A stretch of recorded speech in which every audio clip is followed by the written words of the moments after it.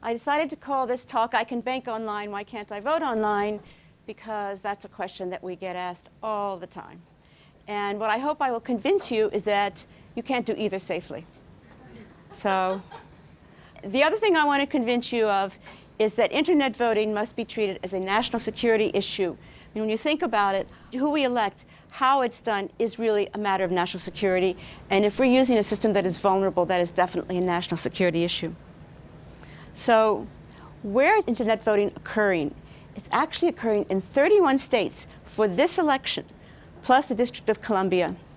And it involves primarily military, overseas military, and civilian voters.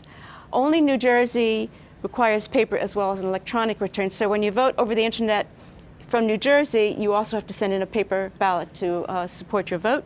So in terms of using the internet, there are kind of safe uses and definitely unsafe uses. The kind of safe uses are posting a blank ballot on a website and downloading a blank ballot. Now again, these are not entirely safe because you have to worry about is the ballot accurate, does it have all the races on it, and so on. But generally speaking, it's reasonably safe, as is downloading a blank ballot. What's not safe is sending a voted ballot over the internet in any form. Voting at a website, sending a voted ballot as an email attachment, phone voting over the internet, or fax voting. And so when I say email voting, a colleague was talking to a member of the legislature in Washington State where they were considering allowing internet voting via email attachments. And this person said, well, we're just talking about email voting. It's not internet voting. It's just email. And so the question is, where does this policymaker think email comes from? You know, maybe there's an email fairy or something. But anyway, it's amazing the lack of understanding of technology that many people who are voting on how we do things in this country today, the lack that they have. So why is it unsafe? There can be attacks on computers, the voters' computers and the election officials' computers.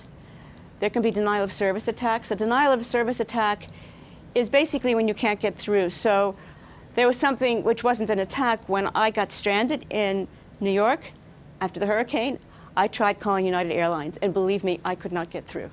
And that's because everybody was trying to call United Airlines at the same time, and so there was a denial of service. I just couldn't get through. And that was not an attack, but you can imagine situations where it's done intentionally to prevent people from being able to cast their ballot. Insider threats is something that is not talked about very much, but it's a major concern. And of course, it's impossible to audit or recount something when all you have is an electronic version which may or may not be correct. So I'd like to talk a little bit about the DC hack, Washington, DC. It's the only example we know of where a meaningful test was done. There's a tremendous reluctance to conducting meaningful tests on the part of vendors and election officials. So what happened was in 2010, the DC Board of Elections decided they want to have internet voting for military and overseas civilians. But first they were going to do a test. So they were going to have a pilot test where anybody could vote from anywhere in the country.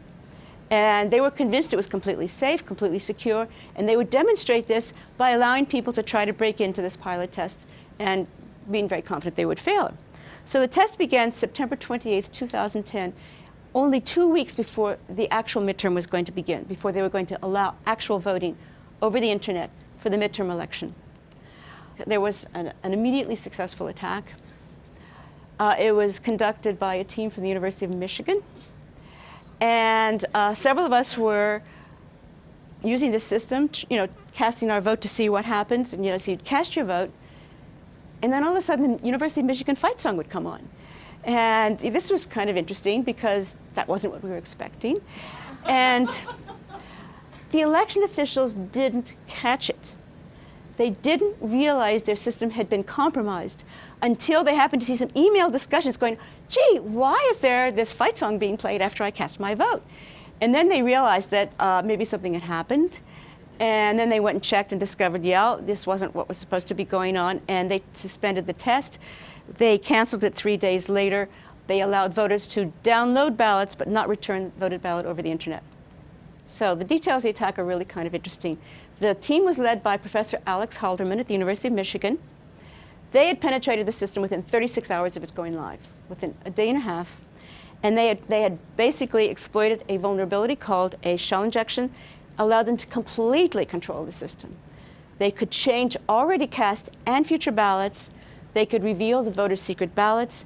And again, they could install their calling card, which in this case was the University of Michigan fight song. Here's an example of the ballots that they submitted. They basically replaced all of the ballots that had been done in the test with write-in ballots, which clearly showed that these were fraudulent because of the names that they had written in. For example, Colossus, Deep Thought, HAL 9000, and so on, were the write-in candidates. So that was sort of a dead giveaway.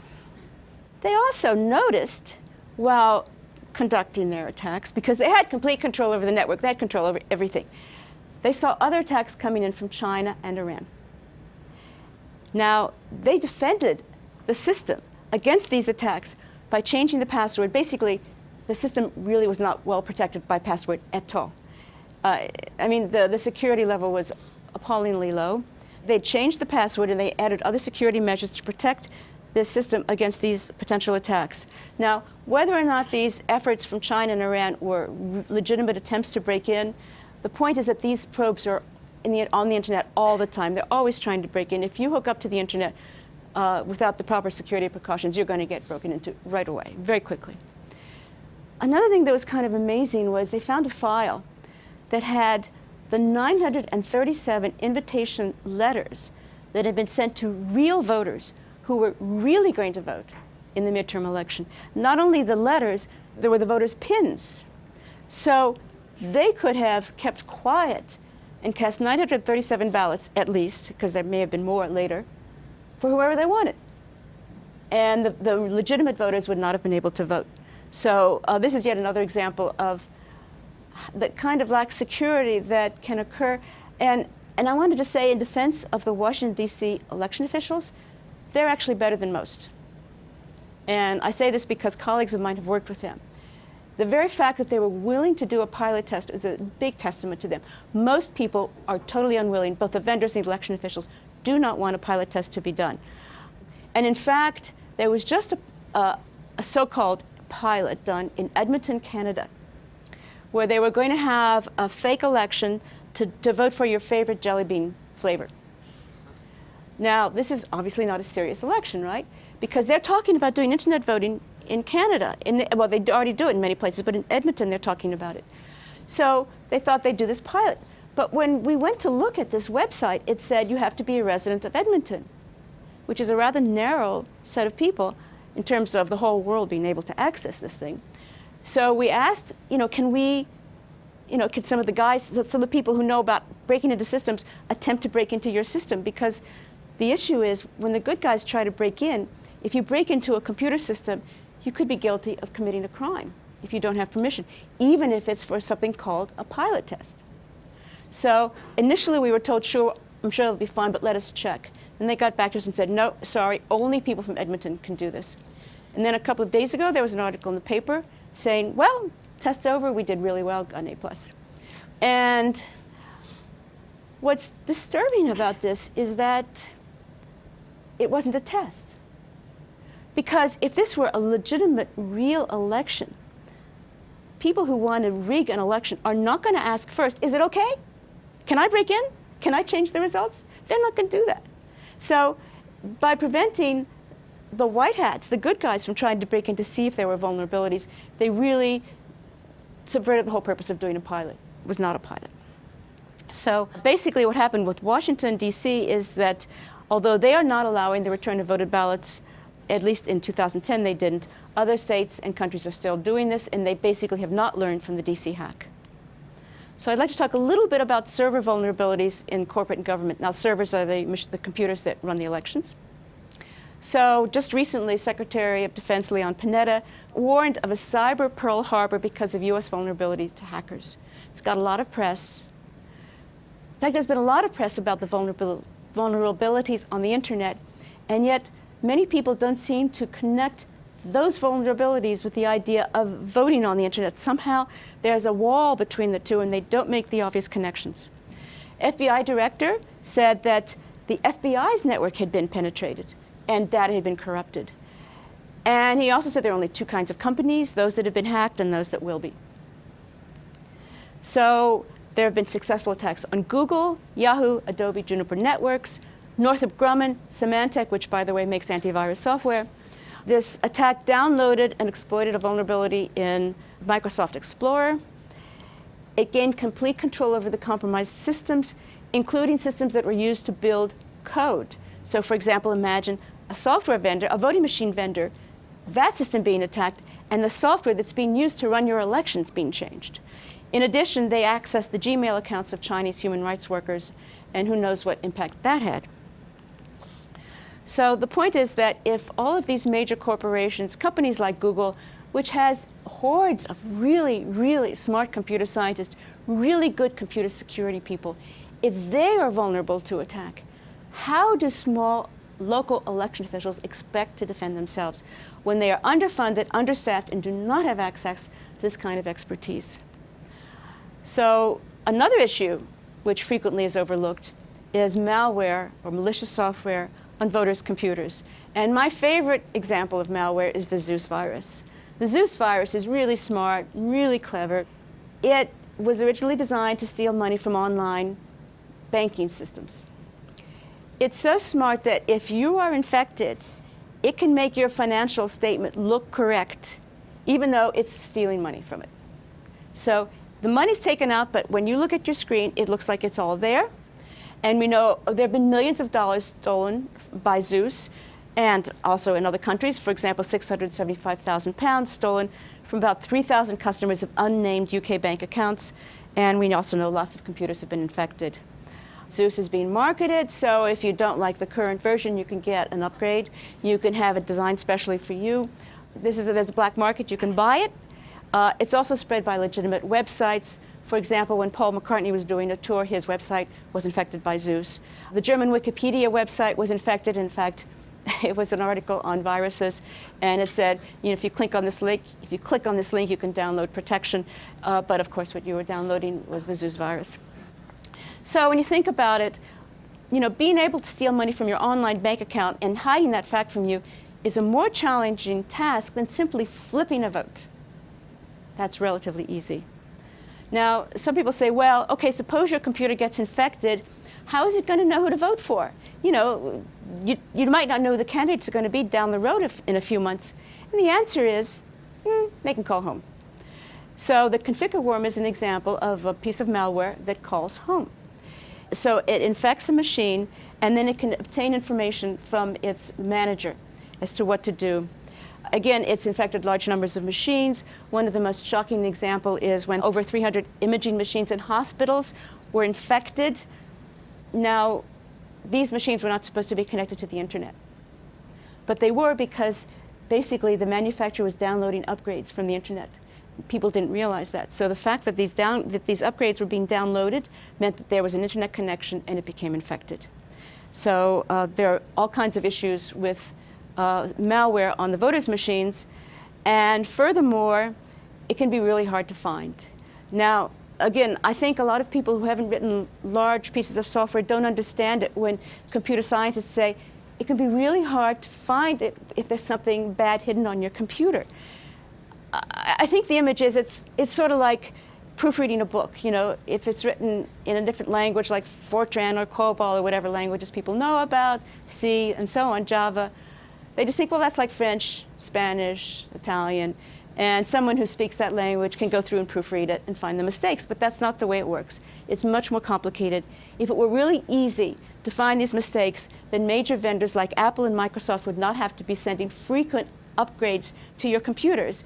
And many of these patches are security patches because they find security vulnerabilities in the software even a year or two after it's gone out. They try to find them all before they send it, but it's just very complicated. And the best example I can think of to illustrate why that's the case is the US tax code, which is written in English and no one understands it.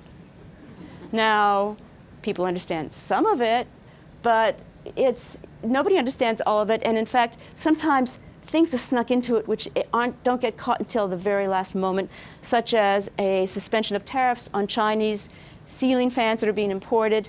Turns out that was worth $44 million for Home Depot, and it was only discovered when the updates to the tax code were about to be voted on, and it was too late to do anything about it. So the bottom line is if your computer is infected with election rigging virus or worm, the virus will be voting, not the voter, and the voter will never know. Denial of service attacks, as I said, can be used to target, specifically to target groups that you know might be voting for your opponent. That's happened in Canada with the New Democratic Party leadership votes. It's happened twice.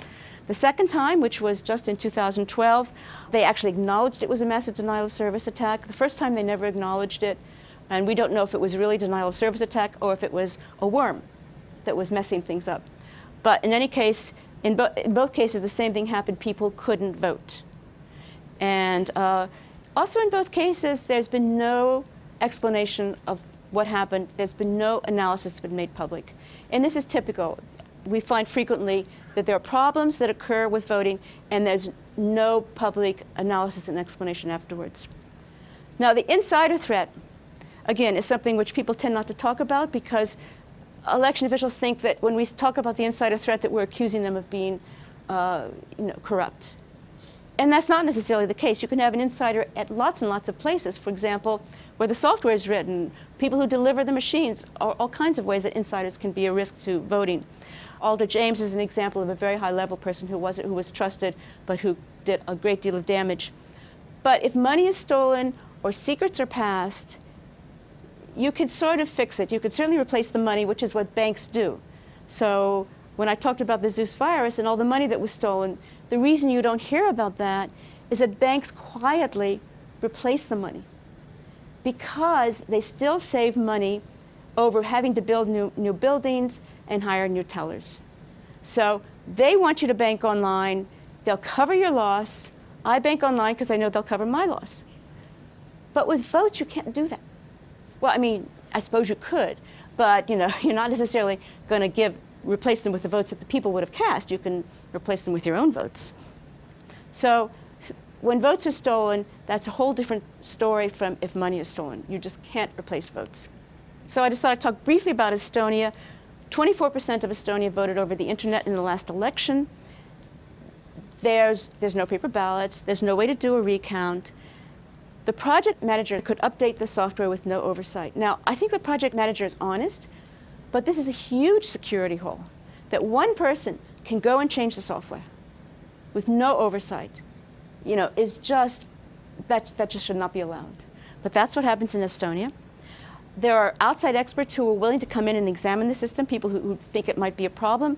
And in order to do that, they were told they would have to sign a non-disclosure agreement, and they are unwilling to do so because they want to be able to reveal any problems they find. So they're not willing to sign an NDA. Turns out the second party in Estonia, the second largest party, is the Center Party. They came in, as I say, second, but they did much better on the paper ballots than they did on the internet voting. And they're convinced that the internet voting was rigged. Now, I don't know if it was rigged or not, because there's no way to tell. So the problem is that the situation in Estonia now is that there are a large number of people who think that the election was rigged, and the people who won the election cannot prove it wasn't rigged. So it's really a very unhealthy situation for democracy. So the bottom line is we must be able, in all of the elections we run, to audit and recount the elections. Ballots sent over the internet are unreliable, and therefore to say that you can recount them is a meaningless statement. You simply cannot. We must have paper ballots for our elections, and we must have mandatory audits of those paper ballots, because anytime you have a computer involved with voting, you have to worry about software bugs or malicious code on that computer. So you have to check the computer. That means you must do an audit after the election. And the only way you can do that is with paper ballots. There's been some interesting work done on this recently, something called risk-limiting audits, which has been developed by a statistician. The approach is to minimize the amount of ballots you do have to look at in most cases. If the election is very, very close, or if you start finding problems, you may have to look at a lot of ballots. You might have to do a full recount, but we should be able to do that. So that's that part of the talk. And now I thought I'd talk a little bit about elections because we have one coming up. And this is now general elections. And what I want to say is that we have moved from hanging chads to something worse. Because with the hanging chads, with what happened in Florida 2000, bad as that was, there was paper that could be recounted. There were all kinds of problems, and I realized it was a bad system. But we have moved from that to a situation where 25% of the people who will vote at the polls tomorrow are going to be voting on paperless machines, and those votes cannot be recounted. And worse yet, many of these machines are old, they're badly engineered, many of them have been examined, and we know they have huge security holes in them, huge security flaws. So this is just a terrible situation. On top of that, we do not have good post-election ballot audit and recount laws, even in cases where there are paper ballots. Florida is an example of a state which has moved to paper ballots, but they have laws which make it almost impossible to do a full state recount. I think they don't want 2000 again. They just do not want it. They've passed laws to prevent it. And so if there are problems in Florida, it could be a real struggle to get a recount done there. And then, of course, we have this internet voting, which is the most insecure form of voting possible. What we need are well-designed paper ballots. We need to update our election laws to require post-election ballot audits and recounts. And we need to prohibit voting over the internet for the foreseeable future, possibly forever, but at least for the foreseeable future. And so what you can do, and one of the issues I have when I talk about this is I don't want people to go away thinking they shouldn't vote. And in fact, the computer scientists who've been leading the fight against these machines have frequently been accused of discouraging people from voting by talking about the problems. That's not, of course, the right conclusion. You should vote because, of course, if you don't vote, for sure you'll be disenfranchised. So the best way to be disenfranchised is not to vote. So please vote.